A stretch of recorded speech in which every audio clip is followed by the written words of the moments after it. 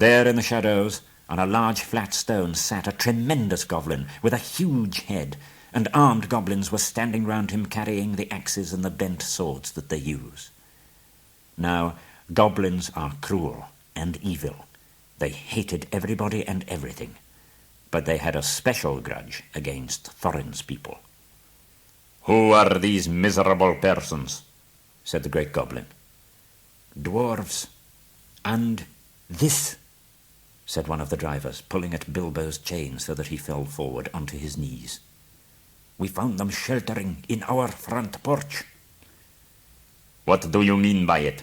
said the great goblin, turning to Thorin. "Murderers and friends of elves. What have you got to say?" "Thorin the dwarf, at your service," he replied. "We sheltered from a storm in what seemed a convenient cave. Nothing was further from our thoughts than inconveniencing goblins in any way whatsoever." Said the great goblin. "So you say. What are you doing in the mountains? Where are you going to?" "Thorin Oakenshield, I know too much about your folk already. Let's have the truth, or I will prepare something particularly uncomfortable for you." "We are on a journey to visit our relatives who live on the east side of these truly hospitable mountains," said Thorin. "He is a liar, a tremendous one," said one of the drivers. "Several of our people were struck by lightning in the cave. They are as dead as stones. Also, he has not explained this." He held out the sword which Thorin had worn, the sword which came from the troll's lair. The great goblin gave a truly awful howl of rage when he looked at it, and all his soldiers gnashed their teeth, clashed their shields, and stamped. "Murderers and elf friends!" the great goblin shouted. "Slash them, beat them, gnash them! Take them away to dark halls full of snakes, and never let them see the light again!" With a scream, he rushed at Thorin. Just at that moment, all the lights in the cavern went out, and the great fire went off, poof, into a tower of blue glowing smoke, right up to the roof, scattering piercing white sparks all among the goblins. Oh, the yells and yammering, croaking, gibbering and jabbering, howls, growls and curses, shrieking and skriking that followed. Suddenly a sword flashed in its own light. Bilbo saw it go right through the great goblin. He fell dead, and the goblin soldiers fled before the sword, shrieking into the darkness. "Follow me, quick," said a voice, fierce and quiet. Before they understood what was happening, they were trotting along again with Bilbo at the end of the line. A pale light was leading them on. "Quicker, quicker," said the voice. "The torches will soon be relit." Then Gandalf lit up his wand. Of course it was Gandalf. But just then they were too busy to ask how he got there.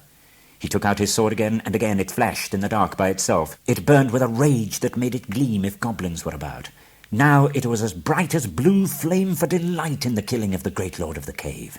It made no trouble whatever of cutting through the goblin chains and setting all the prisoners free as quickly as possible. "Are we all here?" said he. "Let me see. Yes. But where's Mr. Baggins? Here's Mr. Baggins. 14. Well, it might be worse, and then again it might be a good deal better. No ponies and no food, and no knowing quite where we are, and hordes of angry goblins just behind. On we go." Soon they could hear even the flap of the goblin feet, many, many feet, which seemed only just round the last corner. The blink of red torches could be seen behind them in the tunnel. Gandalf fell behind, and Thorin with him. They turned a sharp corner. "About turn!" he shouted. "Draw your sword, Thorin!" There was nothing else to be done, and the goblins did not like it. They came scurrying round the corner in full cry, and found goblin cleaver and foe hammer shining cold and bright in their astonished eyes. The ones in front dropped their torches and gave one yell before they were killed. The ones behind yelled still more and leapt back, knocking over those that were running after them. "Biter and beater!" they shrieked, running for their lives. On went the dwarves again, a long way on, but the goblins put out their torches and slipped on soft shoes, and their fastest runners with the sharpest ears and eyes ran forward, swift as weasels in the dark, and with hardly any more noise than bats. Quite suddenly Dory, now at the back again carrying Bilbo, was grabbed from behind in the dark. He shouted and fell, and the hobbit rolled off his shoulders into the blackness, bumped his head on hard rock, and remembered nothing more.